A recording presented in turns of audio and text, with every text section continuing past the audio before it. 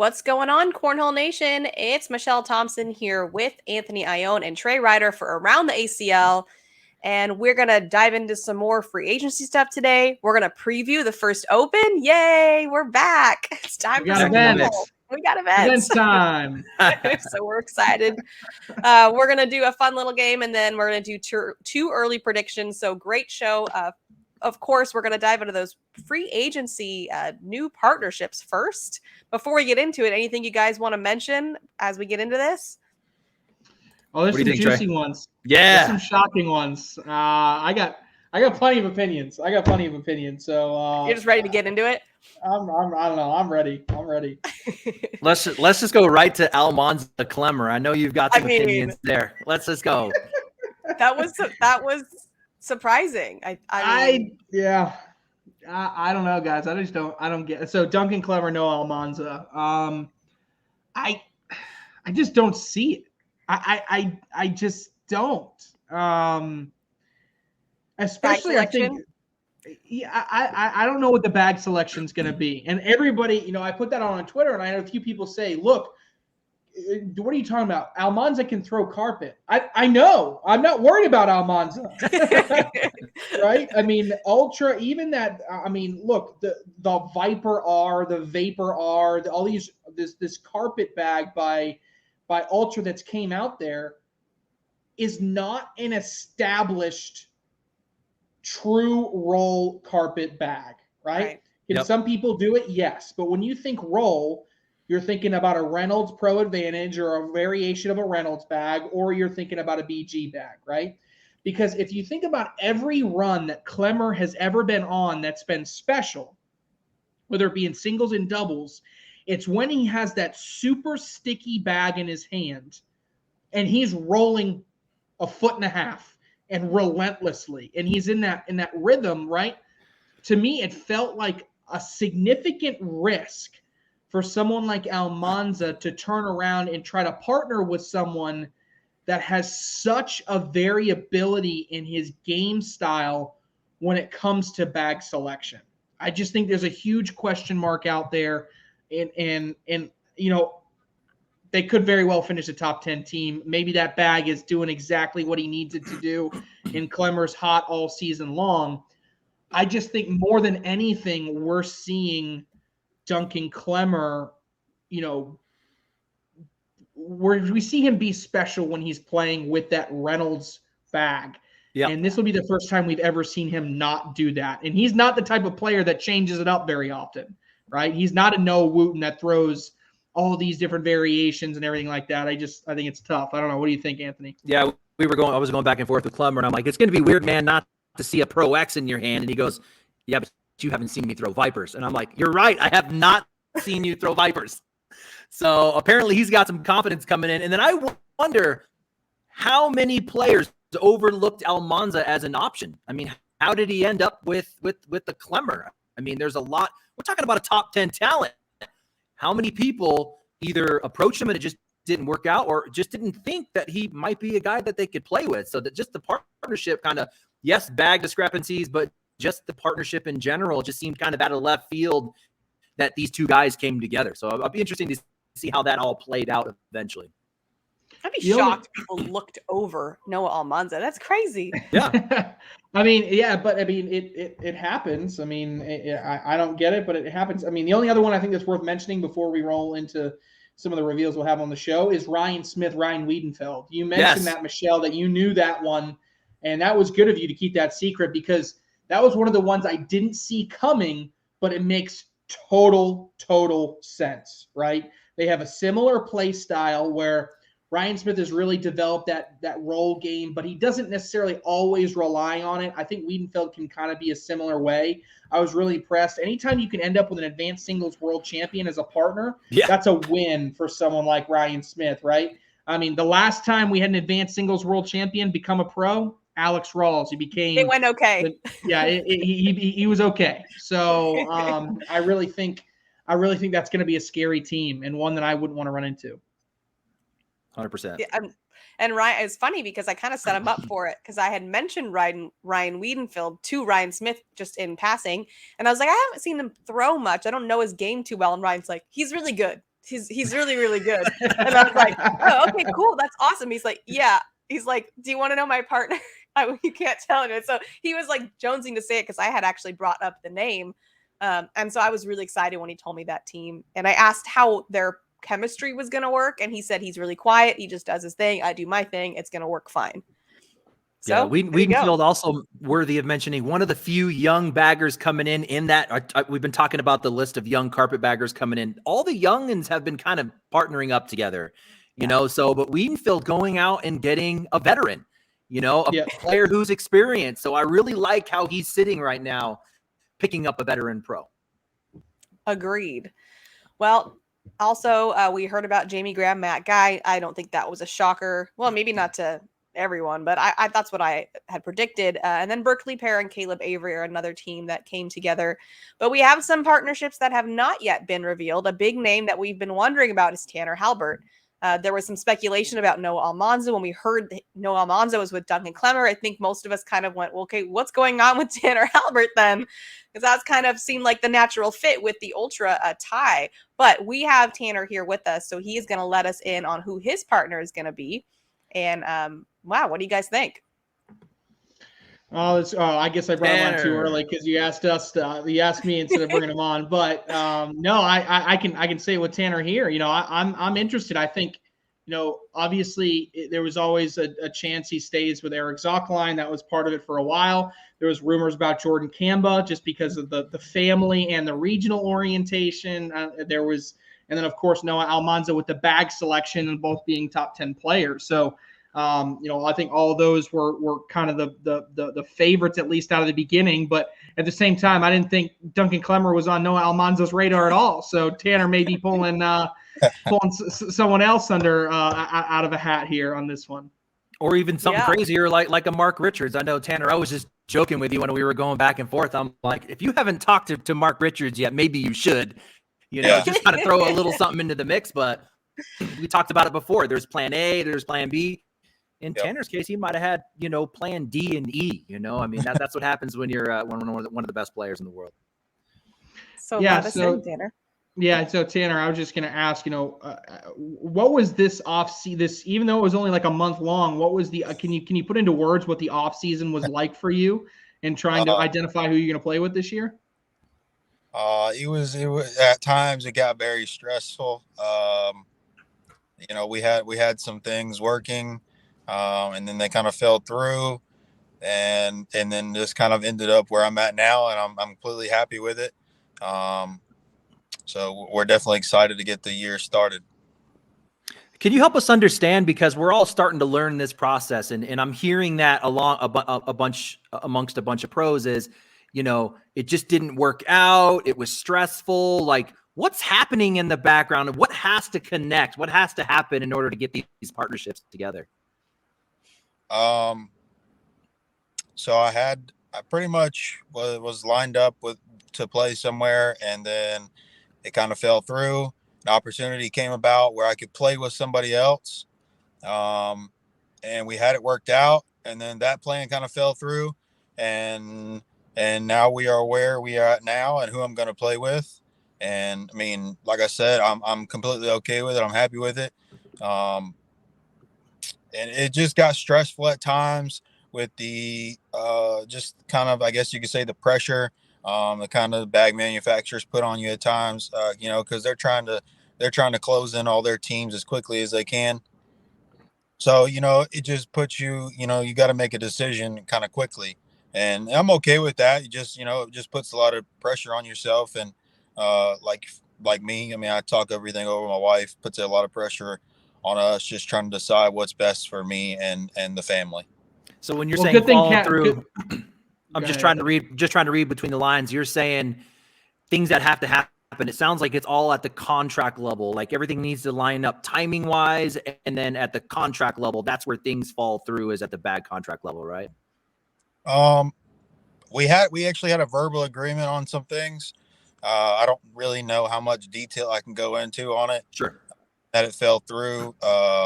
So we had a verbal agreement, and somebody backed out, and that kind of dropped the thing, the agreement got going, and now we are where we are now.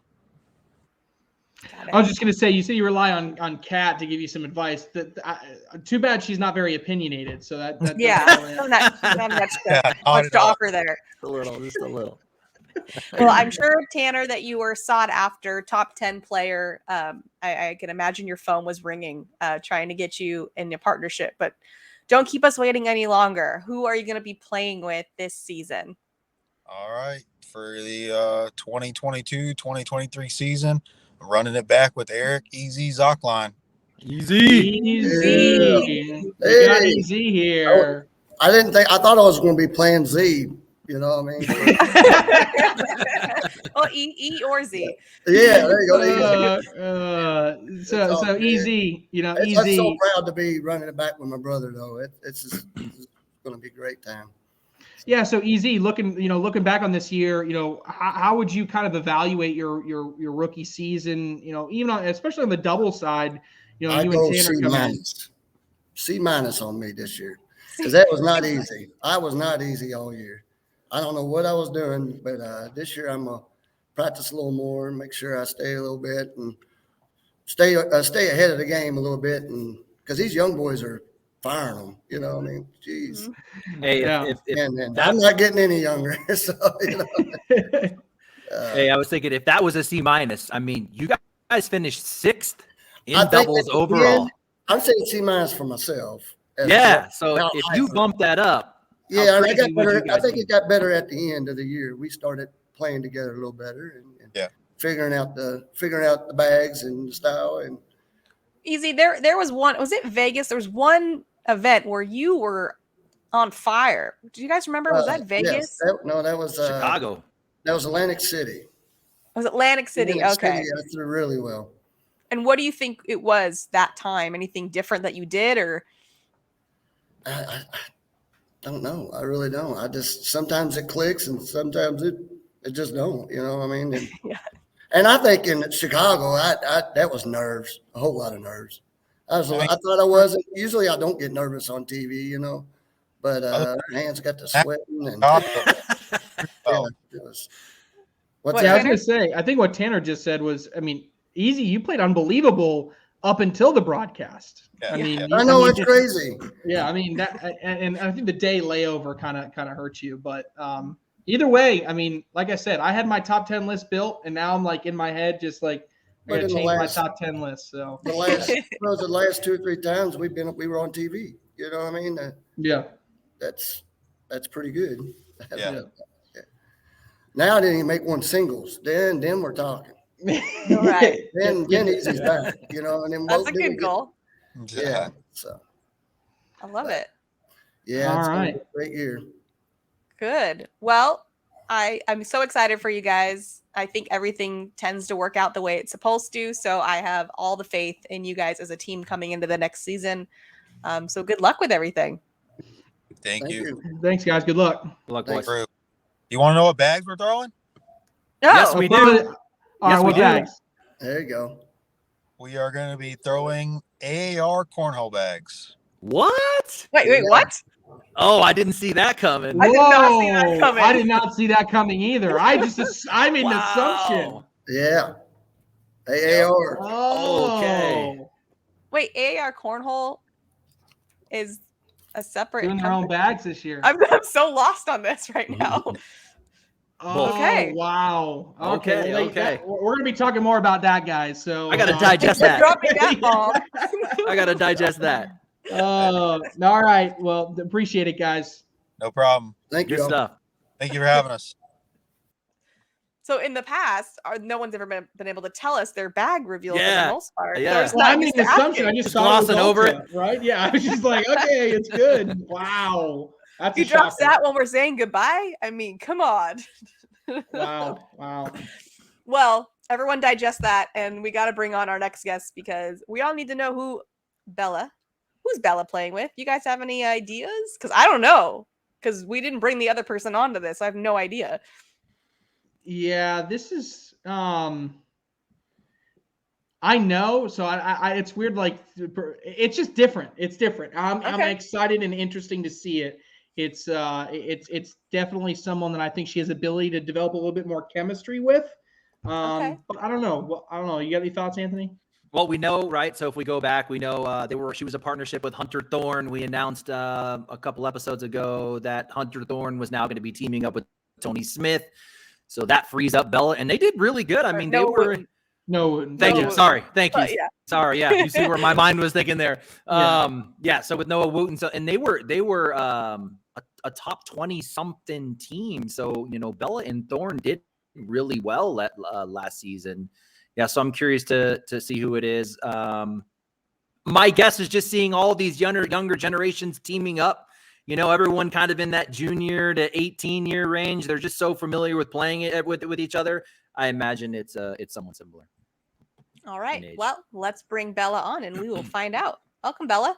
Hi. Blue hair Bella. Yep. All right, where are you now? Are you home? I'm home for once. Not traveling across well, you got to be leaving for Rock Hill soon, don't you? Wednesday. I'm leaving Wednesday. Okay. Got a little bit of time left. Yeah. So I kind of similar question I asked Tanner. Bella, when you look for, you played with Hunter last year. Now looking forward to this season. What was it about this next season? What were you looking for in a partner when you compare it to how you and Hunter did last year? What were you looking for this year? So this year I definitely know that I wanted to stick with BG and not leave like I did last year. So I wanted someone that threw like the same bags as me and someone that has the same play style as me. So I don't know. I thought it made sense for me and my partner to play together, and I don't know. It just kind of fits. All right. So we didn't get to talk to Hunter Thorne last time. How did that partnership split up go? Everybody's still good? Like, how did you guys, brat pack discussion? Like, how did that happen? Yeah. So, no, like midway through the season, well, the first half of the season, me and Hunter were like not good. Like, we were good, like friends wise, but like on the courts, like we just had like not good chemistry at all. And then like something clicked at the second national in Atlantic City. Was that the second one? Yes. Yep. Yeah, where we got 5th. And then after that, we just did good. But then him and Noah have been talking since like the third national. So I just kind of knew it. And I was completely okay with it because I knew that I wouldn't not have trouble finding a partner, but I was like, I'd be fine. Like, yeah, because I knew I wanted to make it in singles, not just doubles this year. Yeah. So I was just like, I'd be okay. Yep. All right, Bella, let us in. Who's your partner? Okay. So for the 2022-2023 season, I'll be playing with Cameron Kingfisher. Cameron Kingfisher. So more local. Yes. So in Oklahoma? Yes. He lives close to Matthew and Jacob. Okay. Gotcha. Yeah. So yeah, like I said, I heard about this, and he qualified through the pro qualifier, correct? Yes. Okay. I think he went into the bracket and then won his game. So you talked about play style. Obviously, I haven't seen a ton of Kingfisher play, right? So yeah. It's similar to Matthew Creek Killer, I think, like because they like throw almost the same. Okay. Well, if we get the same Matthew Creek Killer level play that we got in Atlantic City, then that's pretty darn good partnership there, Bella. Yeah, absolutely. Yes, I'm very excited. Well, we know we're getting a solid player. I mean, anybody who comes out of that gauntlet of a qualifier automatically gets respect in this game, that top 32. So right away, same thing. I've never seen the guy play, but just knowing he made it out of there will be a good player. So Bill, I got a question for you. So You're a world champ.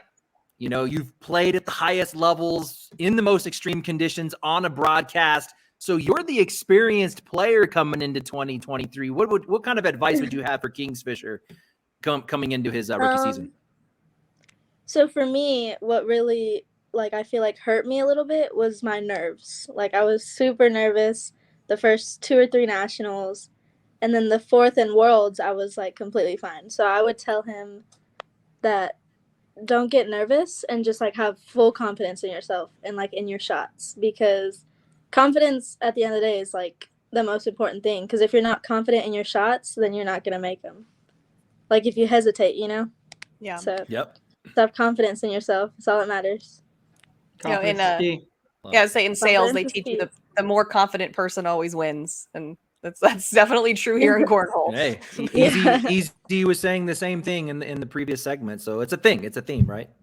Yeah, Absolutely. definitely. Awesome. Well, we're super excited to watch you guys as well, and like Anthony said, he came out of the qualifier, so he's got mad props coming from this end. Yes. I'm very excited. Yeah. He's Good a luck, little Bella. quiet though. He's a little Yes, quiet. yes. Just a little bit. But I think like half the pro field, if not more. Bella, you got plenty of personality for the team. You're good. yeah, You're good on that I think front. it'll be good. It'll be okay. Yeah. All right, Bella. Well, thank you so much for coming on, and good luck this season. Thank you. Thank you See for you, having Bella. me. Thanks, Bella. Bye. I like that one. I like that one. You know, without seeing Kingfisher play a ton, I think it's anytime you can start playing with someone that's in your state when you haven't that ability. Now, granted, how much time was Bella spending in Airmail City with Hunter Thorne? Like, was it? I don't know if it was every other week, every month, or whatever it was. So they definitely could develop some team chemistry, but I think if Kingfisher can play confidently with that type of style, given that he plays with Creek Killer and Foreman on a regular basis, that shows me he's at least used to playing against top level talent. So, well, I like it. The only question I have is we talked about how Hunter might thrive because Noah Wooten will be like the A and he's the B, or however you want to word that. Yeah. So what do you think about this with Bella now with this rookie? I think Bella has the ability and both the ability and the personality to be the A. Okay. Right? Oh, yeah. I mean, I know she has the ability, but I'm wondering if she's going to embrace it. She's got blue hair, Michelle. I mean, come on. Well, more of the alpha leader role, I guess. You know what I mean? Of course she can. Yeah. She has full potential to do that. But I wondered if that's what maybe the Hunter Thorne partnership chemistry that was off was like, which one was really the leader and was someone really claiming that role in a confident kind of way. But maybe now that it's her second season, it'll be easier for her to step into that role. Yeah. No, I agree with that. I think I like her as the A player. I really do. I think she's got the personality for it. Perfect. All right. Well, our next segment here is going to be with Mike Morton coming on to talk to us about stats and various things that have to do with math. So welcome, Mike, to the show. Hey, guys. Well, I know we've got a lot to talk about with the free agency and all the partnerships, but I spent a little bit of time trying to delve into the chemistry of what makes teams better and whether teams are playing up to their potential or below their potential as to what their individual performances are. Mike, we can't put numbers on chemistry. We can't measure chemistry. I know. I was like, you can measure the results. What I've done is in the past, we've talked about overall efficiency. So you take your PPR and your DPR and you add them together and it comes up with a pretty good stat called your overall efficiency.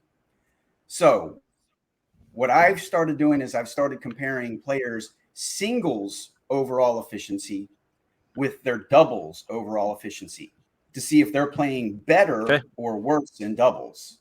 Now, this doesn't account for who the partner is on the other end.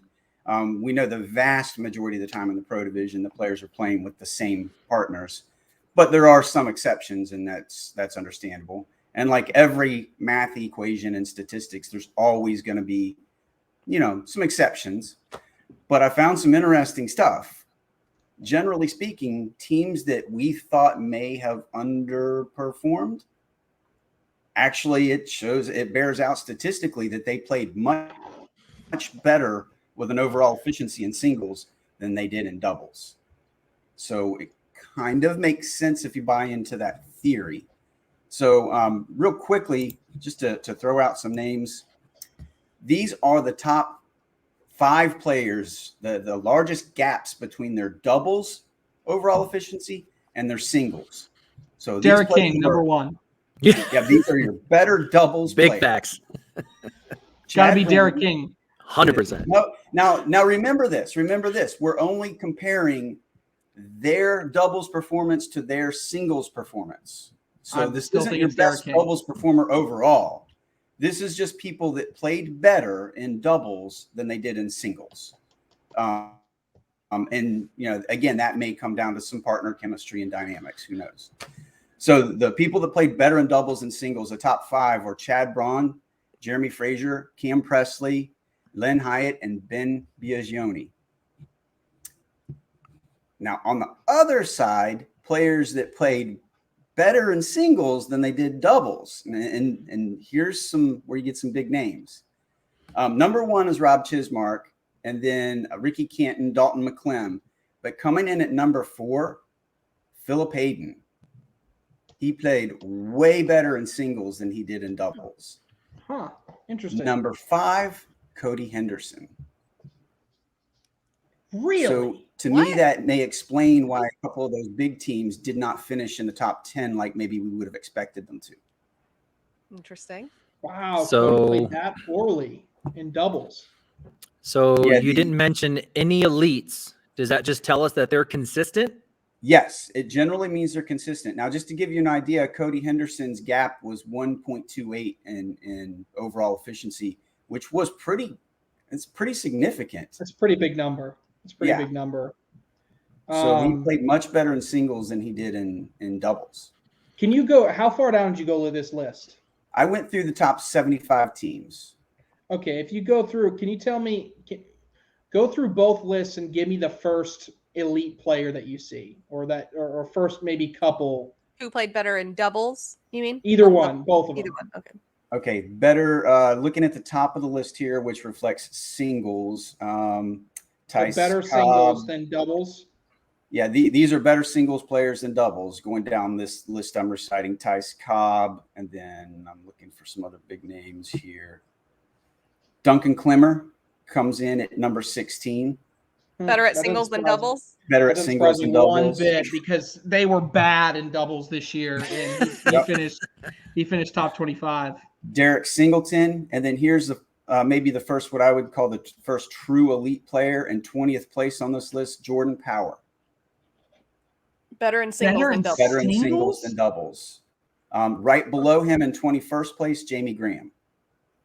Wow. Better in singles than doubles. Whoa. Jordan Power. How does that make any sense? He was like 64th in singles. I told you there's always these exceptions where people win clutch. This does not account for clutch performances or how well you beat people. Overall. Sometimes your stats. Yeah. So Mike, better. are you saying Jay Rubin's got a big back? Apparently. If you look at these stats over large sample sizes, now the 5 nationals that we had, including Worlds, probably isn't a large enough sample size to make rash judgments.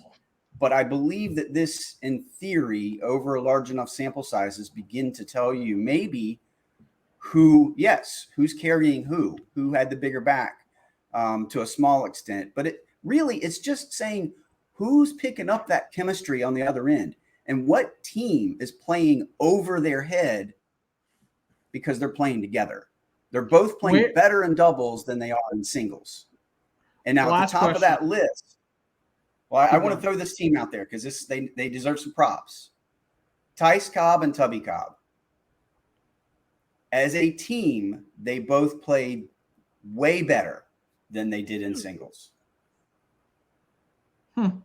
Brother chemistry? Yeah. Last question before we let you go, Mike. Yep. Where is Derek King on that list of playing better in doubles than singles? Believe it or not, Derek King's gap was 0.02. What? Yes, sir. So again, that means Harbaugh had a big back. You gotta be. That's not like super surprising, right? I mean, Yes. Harbaugh. No, I wouldn't say. I think Derek Harbaugh, if I remember right, his number was a 0.2 or a negative 0.2. One of the two, maybe a 0.2. It was not a significant number. Well, that just means he killed it. He killed it in singles and doubles. He was consistent. Right. I'm not. Yes. I don't really care about the. If we're talking about a delta with someone that's high in both, I mean, to me that doesn't give me a lot of information. When you talk about someone like Derek King that's in the hundreds in singles, but finished top 10 in doubles, and you're telling me the performance is the same, that tells me yes, Devin Harbaugh has got a very strong back. Yeah, his to confirm, Derek King was a 0.02. So he played nearly identical between doubles and singles, at least statistically. Now there's so much we can't account for. Who did he shoot against? You know, was he shooting against tougher players or the weaker players on the opponent's teams? I mean, we don't know a lot of stuff. So they're just very high level numbers, but interesting nonetheless. Very much so. On the flip side of it, I do want to throw one last team name out there. Damon Dennis and Philip Hayden are on the exact opposite end of that. They played way better in singles than they did doubles. They led the pack in that category. Their overall combined difference was a 1.82. Wow. So they both played way better in singles than doubles. Interestingly enough, Alex Hicks. These are some of the big teams. This is where I saw a trend. Alex Hicks and Kyle Hutley, second place. David Morse, Noah Almanza, third place. Connie Altice, Clayton Robertson, fourth. Lester Price, Corey Morrison, fifth. Arguably, all of those teams had high expectations, or we think very highly, and they didn't maybe finish as high in the standings as you would have thought. And you could also argue that doubles. Are you combining those stats though? Yes, those are combined. How are you combining them? Are you well? I mean, the thing is, each one of those two teams, in my mind, would have had one player that was exceedingly better than the other, creating that lopsided stat inherently. Right. It's a sum of the team's difference. Yeah, that's what it is. All right, Michelle's gonna kill us. We're super long Trey, right now. just keep asking more questions. Yeah. That's cool. It's all right, fun Mike, stuff. Math is fun. That's what everyone says. I'm just kidding. It was interesting. All right, we do have to say goodbye though, Mike. We gotta go into the open. It's coming up. We gotta talk about it. All right, thanks, Thank Mike. you so much for coming on. Bye. One more question. Yes. No, you're cut off. All right, we've got our first open coming up in Rock Hill this weekend. Everyone's jazzed, I think, and we're going to talk about some people to look at. So what do you think, Trey? All right, I'll go through mine quickly since I was the one that was killing it last week. So I said on Monday night on ACL Live, I went through my top players. Really, I'm looking for some high-level rookies or maybe even some returning pros. Really looking to see what Timothy Pitcher's got left in the tank. He's going to make his re-debut as a pro after taking some years off. I keep hearing a lot about Jason Frady out of Georgia. I'm interested to see, now that he's got that pro title, if he can make some deep runs in the singles bracket in particular. Ryan Wiedenfeld, Fisher Hamilton, Gavin Cano, all of them open winners last season or advanced world champions in the case of Wiedenfeld. Interested to see, again, now that they have that pro title, how do they perform at a really high level? Then on the double side, Poitras and Hunter. Yes. We get to see the debut of this team. I'm looking at all these different debut teams, right? So my debut teams I got my eye on. Poitras and Hunter. Fillingham and Fillingham, our first ever mother and son pro team teaming up. Kamba and Maudlin, Cobb and Costanza, and of course a team I have really high expectations for that Anthony has even higher, Jeremy Schermerhorn and Joe Niestedt. Yeah. What do you got to add, Anthony? Misha got 3 categories, so do want to mention the ones running it back and registered for open number 1. We've got Tubby and Tice Cobb, the Hollands. They're still going to be a dominant force in the top 10. Expect them to come out strong. Guy and Guy are going to be in the mix. Renner Baldwin, who I think didn't have the season that they were expecting. We're talking about world championship quality players. Can they come out this season and really make a better run than they did last season? My other category, new teams, and you mentioned a bunch of these. I'll just see if I can skip over. Humans Malone. I don't think you mentioned that one. I want to see how these guys work together here in this Open. Windsor Hicks, of course. Cano and Hamilton, I think, are going to be sneaky good. A lot of people talking about Hamilton. Not everyone talking about Cano. These guys are Open doubles champs from last season. And then maybe a Jones Purser. I'm really interested to see what a Travis Purser brings. Purser, one of the 32 that qualified. We talked about those guys and gals get immediate respect. So I'm interested to see what he does. And then last group was unique teams. Power Harball. That's going to be a fun one. I expect them to win a bracket. What didn't you mention here, Trey? Jamie Graham picking up a Chad Hunt. I'm not familiar with Chad Hunt. Are you, Trey? Yeah, so Chad Hunt is going to be a pro next season. He just won the Carolina Conference Pro Qualifier. Okay. Very talented player, gains a lot of respect from the North Carolina players. These guys are saying he is legit, but he's going to have some high expectations playing with Jamie Graham. Mm-hmm. Ryan Smith and Ashton Spees teaming up for just this Open. I think they could be tough. Sarah Cassidy has not announced her partner yet. She's teaming up with Danny Seals. Does that tell us anything? Maybe not. I'm just saying. Interesting partnership for Open number 1. So those are mine to look out for there, Misha. She was looking for both a partner, pro partner, and a partner for this weekend. Like, she was posting about that a lot. So I wouldn't necessarily say that means that's her pro partner, just because I know she was scrambling there at the end to find someone. So we shall see, though. I haven't heard either. All right, let's move into contender or pretender. I'm going to name some doubles teams. You guys let me know if you think they're going to make the top 10 this coming season. First one being Jeremy Schermerhorn and Joe Niestead. Oh, this one's starting off with a really tough one. I went through and made my list, and I could not squeeze them in. I couldn't do it. I'm going to say pretender. I like him in the 11 through 15 range. Pretender. Anthony? Niestead finished 19th. Yeah, Niestead finished 19th with Morellis last season. Schermerhorn 27th with Singleton. These are both the A players in the respective team. Now Morellis was really close to Niestead. So I think they're going to improve 19 like you were saying, Trey. I also have them mid-teens pretender for me. Okay. Derek King, Devin Harbaugh. After what we just heard, does that change anything? You know what? They were a top 10 team this season. Pretender. I look through my list. All these people I'm going to talk about, I just don't see them bumping anybody out. I mean, Harbaugh is going to be really good.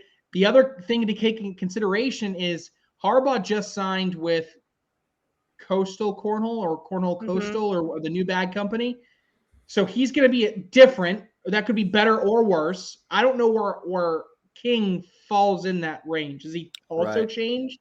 Is he going to be throwing with him? I don't know. I'm still not seeing the consistent high-level play from King just yet in order to warrant a top 10. I'll say pretender. Okay. Anthony? Trey, this one completely boggles my mind. I mean, it just doesn't make any sense. What do we know? We know Harbaugh's the A player. We know King's interest lies in doubles. He can take singles. He can take it or leave it. He just doesn't have a lot of interest there. He was 154th in singles last year. If Matt Morton, what he was saying is true, that means he played like 154th ranked player in doubles, which means Harbaugh has a big back. There's a factor in there I think we're missing, but that's pretty weird. I did some homework because I couldn't explain in my mind why they did so well. So I looked at some stats. Harbaugh was ranked 20 to 30 in all major stat categories of doubles. King was 106 to 140 in all the double stats, yet they finished 6th. So I'm like, what is going on? So I dug a little deeper. I looked at every win and every loss. 11 games against top 10 teams. They won 6 of them. That's really good. 3 of those 6 were against one team. Foreman and Creek Killer could not win a game against these guys. So they had their number. Couldn't win a game against them. Then they beat a team like Graham Guy, and then they lose to a couple 50-plus ranked teams. So like you were saying, the inconsistencies there. it kind of feels like they got hot at the right time. I'm with you, Trey. It just something doesn't feel right. I'm going to say Pretender. I can't put them in the top 10. All right, Tony Smith, Jacob Trzynski. I am going Contender on this one. All right. So Tony Smith, top 5 player this past season. He gets Trzynski. We look at Trzynski, first national this past season. He makes it all the way to the finals. In the second national, he wins his bracket in singles. Then all of a sudden, the second half of the year, you have this debacle with zero gravity cornhole.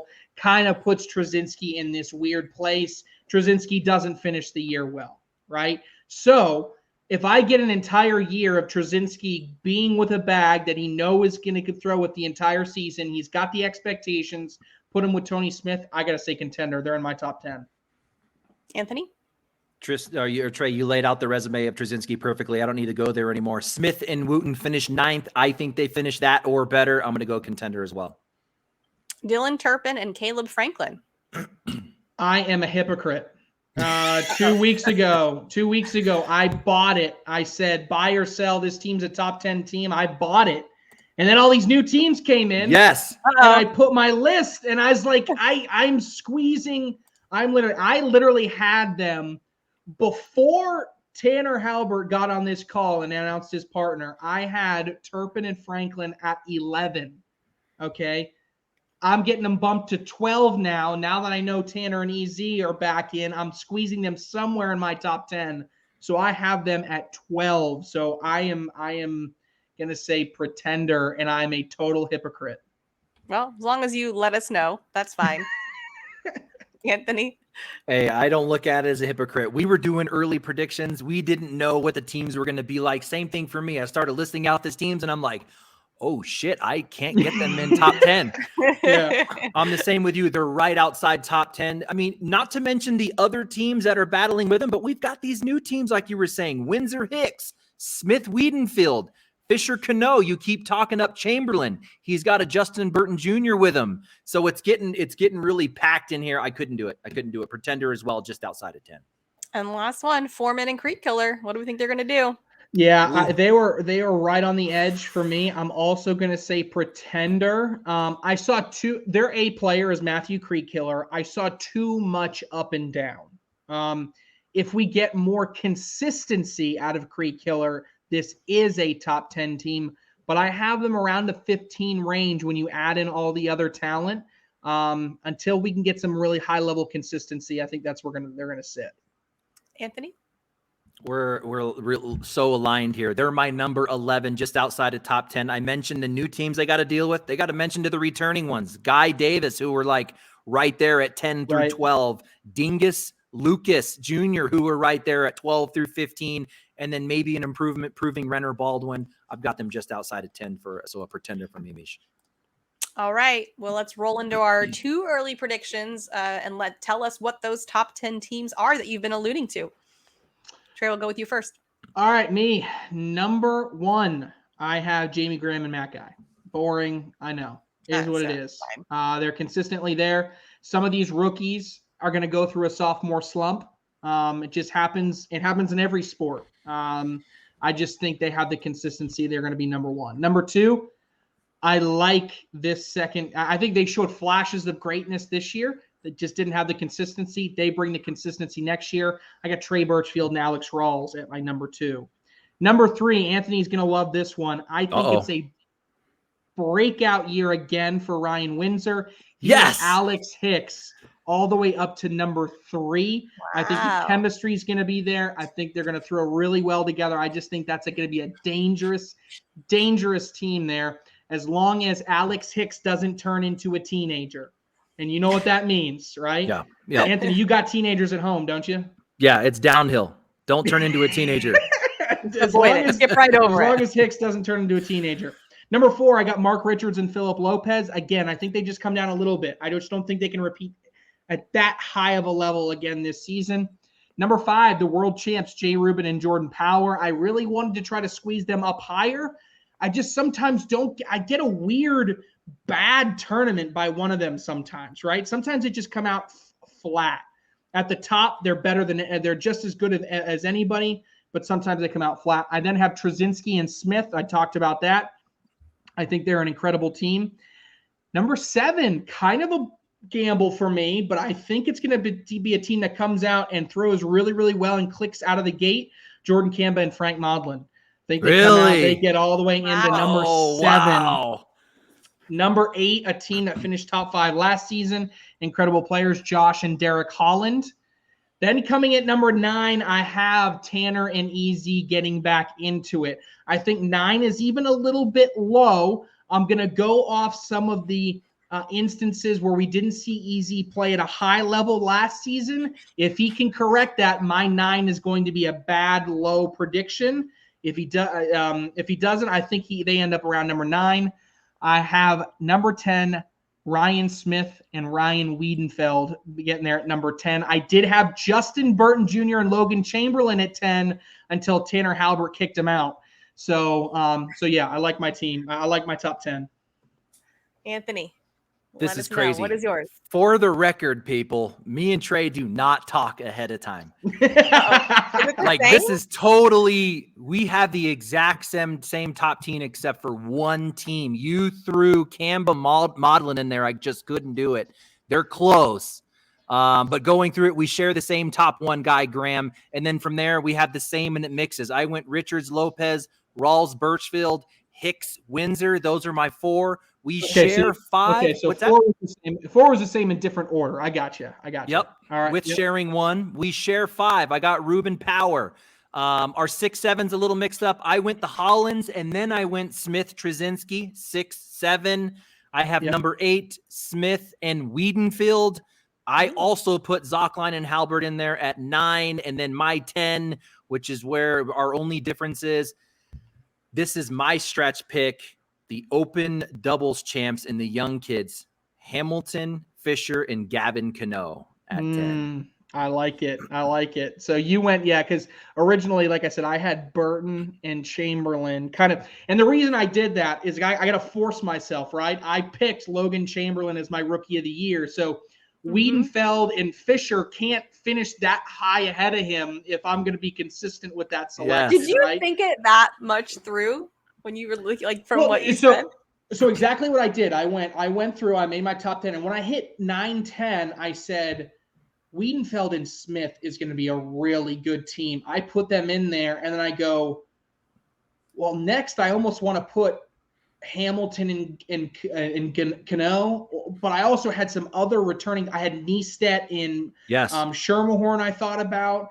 I had who was the other one on this list that Turpin and Franklin were right there that I was getting ready to put in. But then I was like, look, if I put all these teams in and I have Logan Chamberlain finishing 16th and then he only beats Wiedenfeld by 1 spot in singles, Chamberlain ain't winning the rookie of the year, right? So I kind of had to, if I'm going to stick to my guns, let's stick to my guns. So, I think that's so funny, Anthony, that we only had the one. Where do you have Kamba and Modlin finishing?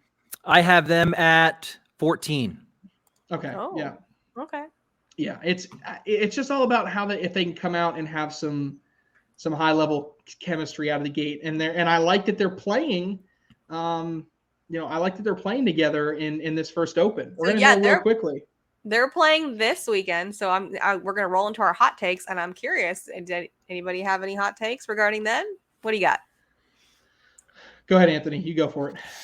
Okay, I'm going to go to an open number 1 doubles hot take. So who couldn't be hot takes? I'm looking at the list like a Rawls, Birchfield, the Hollands, Power, Harbaugh are too strong. So I'm going with a team that's off the radar and a team that I kind of said last week I just didn't understand because it meant Noah Wooten breaking up with Tony Smith.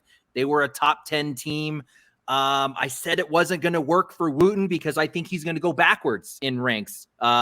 They can still be a good team, but I think he's going to go backwards. My hot take, Noah Wooten and Hunter Thorne win a bracket this weekend, open number 1. Okay, what do you got, Trey? I don't know how hot it is. I mean, it may be hot because I'm going to pick a winner, right? And it's hard to just pick a winner. But I am going winner of open number 1 in doubles. Ryan Windsor and Alex Hicks, the open dominating team. Going with them. If I was going to pick a love winner, it. that's what I would have picked as well. Anthony is all jacked up. He's all jacked up. Now, I don't know what the brackets are or anything, but I'm picking for a bracket winner, Gavin, Cano, and Fisher Hamilton. I like it. All right, guys, that's all we got time for today. Enjoy the cornhole coming to you this weekend from Rock Hill, and we'll see you all next time.